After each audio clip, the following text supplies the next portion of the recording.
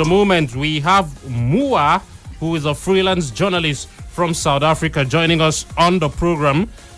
Good afternoon, Mohau. How are you doing? Good in yourself, my friend, and a very good afternoon to your listeners. Yes, you are on to Flo-Fm in Nigeria, Abia State to be precise, 94.9 on the frequency modulated band. Mohau, it is exciting times, not just for South Africa, but for CAF and Africa as a whole, with Dr. Patrice Motsepe elected as the new CAF president. Yes, it is. I mean, for all South Africans, what a time to be alive. You know, the last time we had exciting news was when we hosted the FIFA World Cup, and from there it has been a work in progress with regards to the teams showing that there are infrastructures that we have built. And come 2016, the very same Motsepe worked with Peter Mosimane, making sure that he had all the players available in terms of signing season in and season out, up until they qualified for the CAF Champions League and won it in 2016, won the CAF Super Cup and went to their first ever Club World Cup, and the very same Mosimane now won the league with Al Ahly and went to the Club World Cup, winning his third medal. So there's some many magic connected with this gentleman that is called Patrice Motsepe. Motsepe, we understand, is a billionaire and has a stake in Mamelodi Sundowns, or he owns the club, but he also does other things. Comparing it with his predecessor now, he has outlined his vision. Let's get into that very quickly. What do you think can be done better than what Hamad did? Yeah, man. You know, looking at his vision, he outlined that one of his ambitions is to make sure that every member association in CAF, those who do not have, that is, have quality stadia and one quality stadium to host matches according to the FIFA standards, and it speaks volumes to the level of ambition that he wants to bring in each country as the president of the member associations for CAF. And yeah, man, I think that will have contribute in the development of football in the continent. Some of the queries have the rights issue. African countries having to go to European television rights holders to get broadcast rights for CAF matches, that is CAF Champions League, CAF Confederation Cup and AFCON tournaments, particularly here, especially here in South Africa. People have been vocal about that in media houses such as the SABC. So those are the things that he will definitely want to bring change. Him being appointed CAF president unopposed and uncontested, and it highlights the level of ambition that he has, and how his counterparts believe that, you know, it will take time, it will be definitely demanding, but the ambition is to change the face of African football and to have African continent being respected in the same breath as Euro is or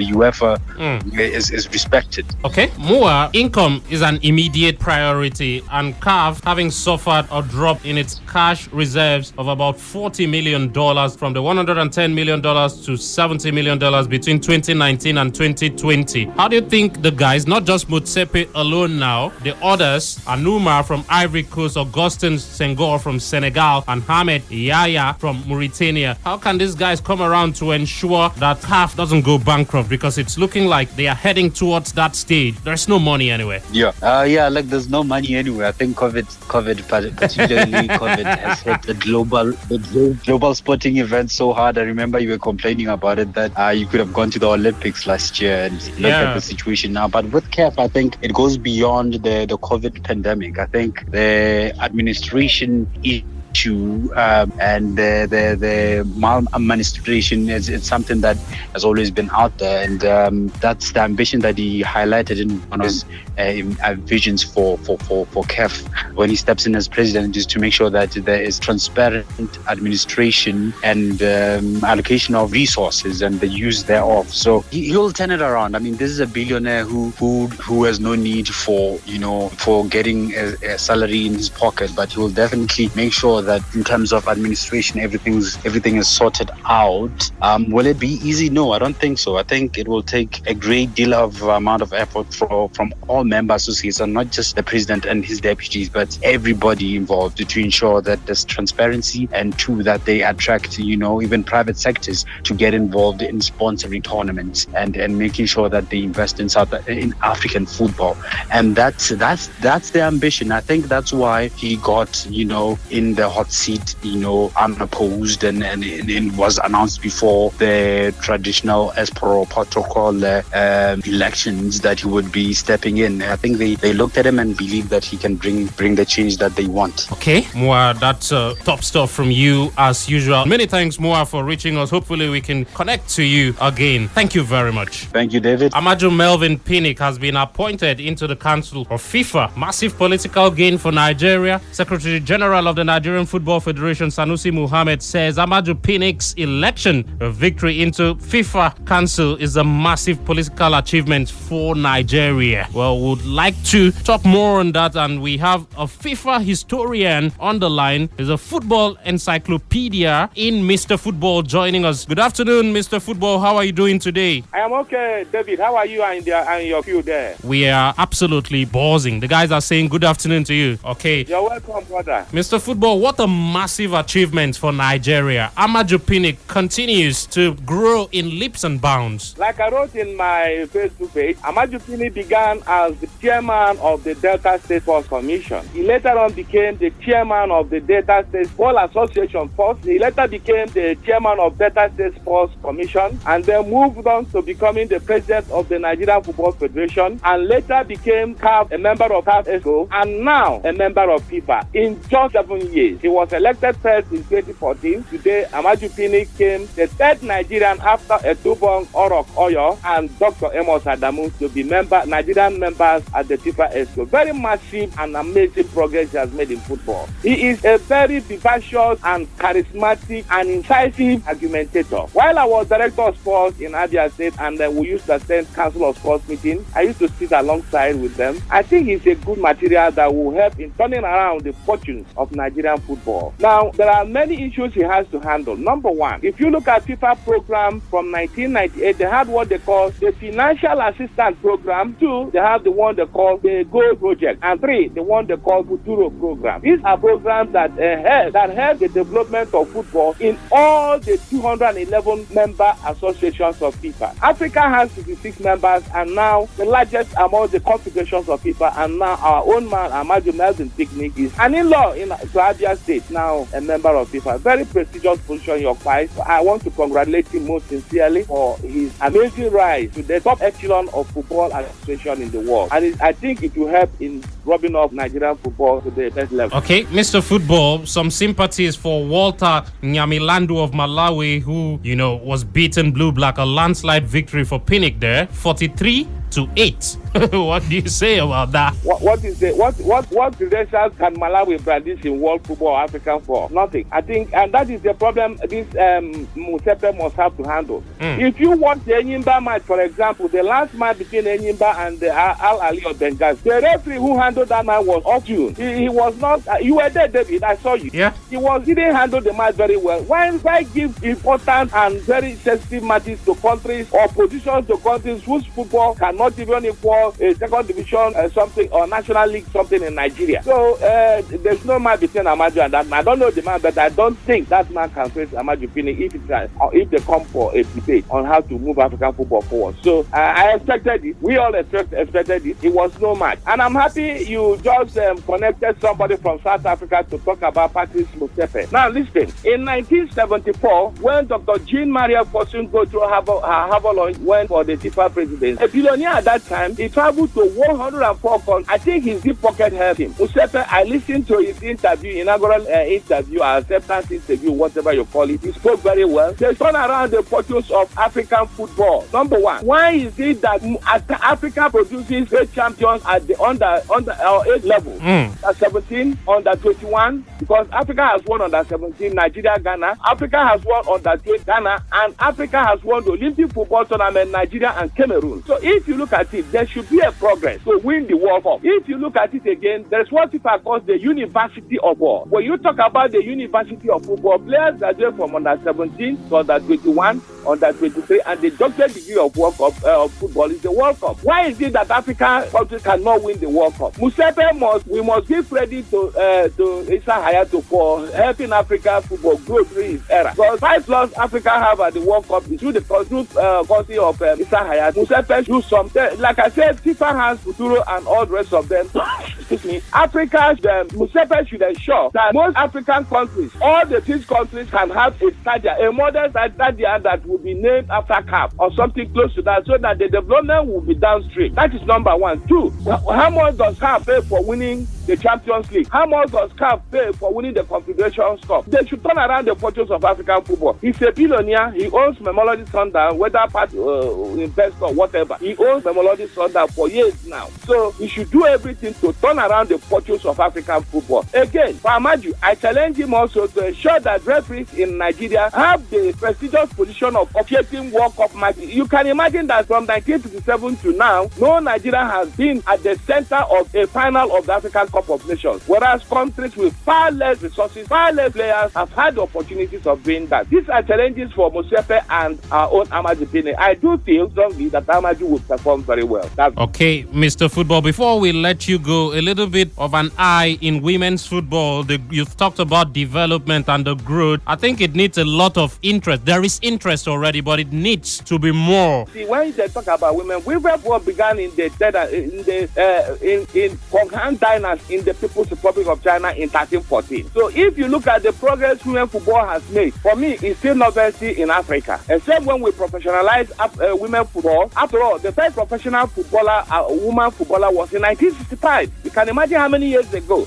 It is now that Nigeria is trying to grapple with the position. But again, we may beat many African countries, but at the World Cup, we don't do very well. Simple and short as that. Except on that 17, on that 20 women who did the quarterfinals from years ago. Ordinarily, Nigeria should be able to win, or the Falcons should be able to progress at the World Cup like Nigeria. Joining us now is the big man here at Flo 94.9 FM, Samson Siasia, who has been in and around for donkey years. Putting me behind Mr. Football. Yeah. You have already placed me. You feel intimidated. For a fall. Don't feel intimidated. Okay, Samson, let's look at the FIFA Council seat. We know how Amaju Pinnick has busted onto the scene, how it wasn't even there for him, the surprise, but he keeps on pushing, even with the Hamad, a little bit of pushing challenge down. Like Mr. Football pointed out, you see, you look at the trajectory, the way he started. FA chairman, the chairman of, he's actually the first chairman of Delta State Sports Commission, and you remember what he did with that commission when he was their supremo over there. The emergence of so many athletes from that area, and Delta athletes, they had everything. It was beyond football. He continued, and then he went to NFF, and during the election, I think that was in 2014 when he first became the NFF president, he was an outsider. Nobody saw him anywhere. Even the bookmakers did not see him emerging as the NFF president, but from nowhere he came, and he conquered, and for the very first time, if I'm right, I think he's the first person to get re-elected as NFF president, and then the growth has continued. He went to CAF again, and then his friend Ahmad, all the politics that went south and everything, we thought it was all over for him. And you remember all the challenges he faced back here at home, and he got re-elected. And then again, we are back at FIFA Council, at the decision-making level of FIFA. I think that's the most, that's the biggest news of the decade for me, because when Amos Adamu left, it was as if Nigeria were never going to get there again. But there we have our own right there, and he's well positioned. Prior to that election, remember, it was a landslide victory. He said something that he could understand how the other opponent opponents from Malawi and all the rest they were feeling, because they're like smaller countries. Yeah. Though you said there are no minnows in football, but that's when it comes to competition, when it comes to competitive game. But when it comes to politics, football politics, your size really matters. Absolutely. And what you're bringing to the table is of great importance. And he was able to compare that. He said he came from a minority as far as Nigeria is concerned, coming from Niger Delta, from nowhere. It has always been they manipulate things, and maybe someone from the south or someone from the north would take the position, but from minority, just like we had a president from that side, accidentally, until he was able to gain his ground, he became the president. And I understood the feeling of the Malawian too, because they saw it coming. Yeah. And here we are. So, like Mr. Football pointed out, Amaju Pinnick is there and is a very good negotiator. You remember when the question of Gianno Infantino came? Yeah. He was among the first set of football administrators in Africa to stick out his neck, and people were like, could this not be a very dangerous puzzle that he was playing? And he went like that. He got Ahmad too. His support for Ahmad actually gave the man that position, but things went south. But now he's back there. Like Mr. Football said, our Go Project fund can now come in, and he equally needs to give Nigerian football and all the competitions credibility. Through him, it will be very historic. Like Mr. Football said, if you can have Nigerian referees officiate FIFA games. And don't forget, at the moment, Amaju is a member of FIFA organizing committee for FIFA. FIFA committee for competition is in that committee, and he's been doing very, very well. So it's a massive feat for Nigeria and something to cheer for, at least for a long while. But how do we bring this down? He has to ensure that Nigerian coaches would get the opportunity of getting the right training. Use your position as a representative of Africa in the FIFA Council, and you're heading the NFF. Use it to better the fortunes of our local leagues. Now, can we have our teams compete financially and in everything with some of the teams in South Africa? I mean, the local teams. Today we are celebrating Mosepe and his Sundown team. Can we say that of Enyimba? How many of our teams are doing well in the Nigerian Stock Exchange? How many of our teams can function effectively without the support or backing of the government? And can Amaju use this position to get Nigerian football back on track in a very competitive manner, not waiting for government, not waiting for that free cash that will come from government? Can we have it this time around? It's got everything. There will be no intermediary again. Whatever is due to Nigeria can come as it is. Amos Adamu did well representing Nigeria, but towards the end of his tenure, we know all the drama that played. The issue about FIFA banning Nigeria and all that. So they were playing it like a chess game. But I am very happy, and I want to believe that so many other football followers in this country is they appreciate the fact that Nigeria is on the rise again. At least the politics of football is as big as the game itself, if you understand. Absolutely. Many thanks, journalist of international repute, Samson Siasia, for your thoughts. You guys are doing well.